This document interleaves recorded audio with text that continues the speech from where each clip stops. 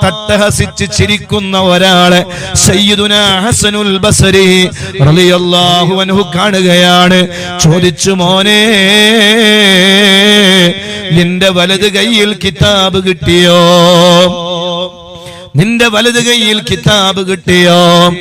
അപ്പോഴാണ് ആ മനുഷ്യൻ പറയണതില്ല. നീ സ്വർഗത്തിൽ കടന്നു എന്ന് ഉറപ്പ് കിട്ടിയോ മോനെ? ഇല്ല ഇല്ല.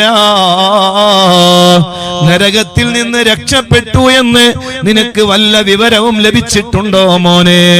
ഇല്ല ഇല്ല. സിറാത്ത് പാലം, ആ പാലത്തിന്റെ മുകളിലൂടെ നടന്നിട്ട് നീ അപ്പുറത്തെത്തി എന്ന് നിനക്ക് വല്ല സന്ദേശവും നിനക്ക് ലഭിച്ചുവോ മോനെ? ഇല്ല ഇല്ല, എനിക്ക് അങ്ങനെ ഒരു സന്ദേശം കിട്ടിയിട്ടില്ല.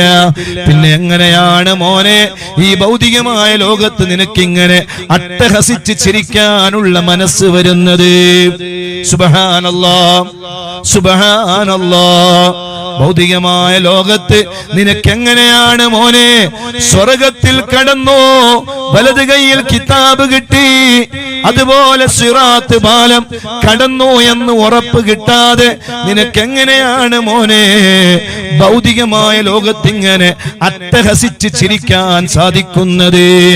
ചിരിക്കണ്ട എന്നല്ല, അത്തബസ്സുമു സ്വദഖ, പുഞ്ചിരി സ്വദഖയാണ്. മുഹമ്മദുർ റസൂലുള്ളാഹ് സ്വല്ലല്ലാഹു അലൈഹി വസല്ലം. പക്ഷേ അട്ടഹസിച്ച് ചിരിക്കാൻ പാടില്ല.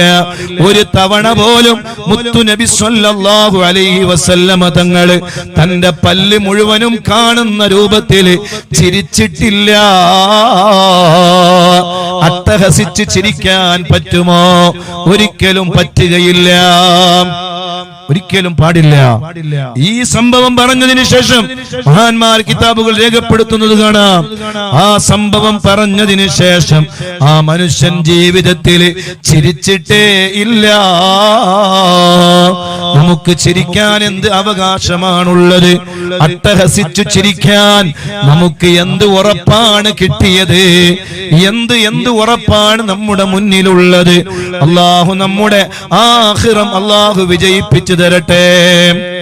ഞാൻ കഴിഞ്ഞ ദിവസം മദീനയിൽ ചെന്നപ്പോ പരിശുദ്ധമായ മദീനയിലെ പച്ചക്കുബയുടെ മുന്നിൽ നിന്ന് ഫോട്ടോ എടുക്കുന്ന ഒരാളുണ്ട്. അതൊരിപ്പോ ഒരു വല്ലാത്തൊരു ഹോബിയാണ്. ഫോട്ടോ ഇങ്ങനെ എടുക്കുക, പല രൂപത്തിലും പല മോഡലിലും പല ശൈലിയിലും ഹബീബായ മുത്തു നബി സ്വല്ലല്ലാഹു അലൈഹി വസല്ലം തങ്ങളിലേക്ക് തന്റെ പിൻഭാഗം തിരിച്ചു വെച്ച്, കഅബയിലേക്ക് പിൻഭാഗം തിരിച്ചു വെച്ച് ഫോട്ടോക്ക് പോസ്റ്റ് ചെയ്യുന്നവരുണ്ട്. സുബ്ഹാനല്ലാഹ്. ഉപ്പ ഇങ്ങനെ ഇരിക്കുകയാണ്, ഉമ്മ ഇങ്ങനെ ഇരിക്കുകയാണ്.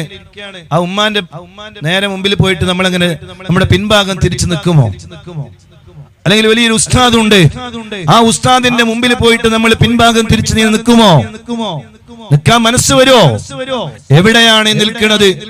ആ നിൽക്കുന്നത് പോയിട്ട് ഞാന് അവിടെ ഇങ്ങനെ ഇരുന്ന് രാത്രി നല്ല തണുപ്പുള്ള സമയം, 12 മണി 1 മണി 2 മണി ഇങ്ങനെ ആ സമയത്ത് അവിടെ ഇങ്ങനെ ഇരിക്കാൻ നല്ല സുഖമാണ്. പച്ചക്കുബ്ബയുടെ മുന്നിൽ രാത്രി ഇങ്ങനെ പോയി കിടന്നുറങ്ങിയാല് അത് കിട്ടൂല. മദീനയിലെ ഏറ്റവും സുന്ദരമായ സമയം ആ രാത്രി സമയം. പച്ചക്കുബ്ബയുടെ മുന്നിൽ ഇരുന്നിട്ട് സ്വലാത്തുൽ ഹുദൂർ ഇങ്ങനെ ചൊല്ലി നോക്കണം. എന്തൊരു ആനന്ദമാണ്, എന്തൊരു സന്തോഷമാണ്. മനസ്സിന് യാതൊരു ടെൻഷനുമില്ല, ഒരു പ്രയാസമില്ല. അല്ലാഹു നമുക്ക് തൗഫീഖ് തരട്ടെ, അല്ലാഹു നമുക്ക് തൗഫീഖ് തരട്ടെ. മുമ്പൊക്കെ അവിടെ ഇരിക്കാൻ പറ്റൂലായിരുന്നു. ഇപ്പൊ അൽഹംദുലില്ലാഹ് എത്ര സമയം വേണമെങ്കിലും ഇരിക്കാം, യാതൊരു തടസ്സമില്ല. മാഷാ അല്ലാഹ്. അതിങ്ങനെ ഇരിക്കുമ്പോ രണ്ടാളുകൾ, ഏതോ രാജ്യക്കാരാണ്, പൊട്ടിച്ചിരിക്കുകയാണ്. ഫോട്ടോ എടുത്തിട്ട് അത് നോക്കുന്നു, എന്നിട്ട് അത് ക്ലിയർ ഉണ്ടോ നോക്കുന്നു, പിന്നെയും എടുക്കുന്നു. ചിരിയോട് ചിരി. ഞാൻ ചോദിച്ചു, എങ്ങനെയാണ് നിങ്ങൾക്ക് ചിരിക്കാൻ മനസ്സ് വന്നത്? എങ്ങനെയാണ് ഈ ഹളറത്തിൽ ചിരിച്ചത്? ഹബീബായ മുത്തു നബി സ്വല്ലല്ലാഹു അലൈഹി വസല്ലം തങ്ങളുടെ ഹളറത്തിൽ ഒരാൾ ശബ്ദമുയർത്തിയാൽ എന്താണ് അയാൾക്കുണ്ടാകുന്നത്? യാ അയ്യുഹല്ലദീന ആമനു ലാ തർഫഉ അസ്വാതകും ഫൗക സൗത്തിൻ നബി വലാ തജ്ഹറു ലഹു ബിൽ ഖൗലി കജഹരി ബഅദികും ലിബഅദിൻ അൻ തഹബത അഅമാലുകും. അല്ലാഹുവിന്റെ ഖുർആൻ വളരെ നസ്സായി ലോകത്തിന്റെ മുന്നിൽ പ്രഖ്യാപിച്ചു, മുത്തു നബിയുടെ മുന്നിൽ ആരെങ്കിലും ശബ്ദമുയർത്തിയാൽ ആരെങ്കിലും ശബ്ദമുയർത്തിയാൽ അയാൾ ജീവിതകാലം മുഴുവൻ ചെയ്ത മുഴുവൻ അമലും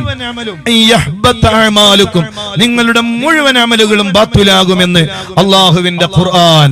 നിസ്കരിച്ച നിസ്കാരം വെറുതെയാണ്, നോറ്റ നോമ്പ് വെറുതെയാണ്.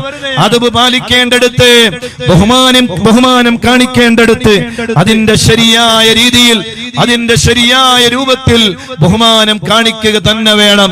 ആ ബഹുമാനം പാലിക്കേണ്ടടുത്ത് ബഹുമാനം പാലിച്ചില്ല എങ്കിൽ അത് അല്ലാഹുവിന് തീരെ ഇഷ്ടപ്പെടാത്ത കാര്യമാണ്. അല്ലാഹു നമ്മുടെ ആഖിബത്ത് നന്നാക്കി തരട്ടെ. അല്ലാഹു നമ്മുടെ ആഖിബത്ത് നന്നാക്കി തരട്ടെ. അല്ലാഹു നമ്മുടെ ആഖിബത്ത് നന്നാക്കി തരട്ടെ.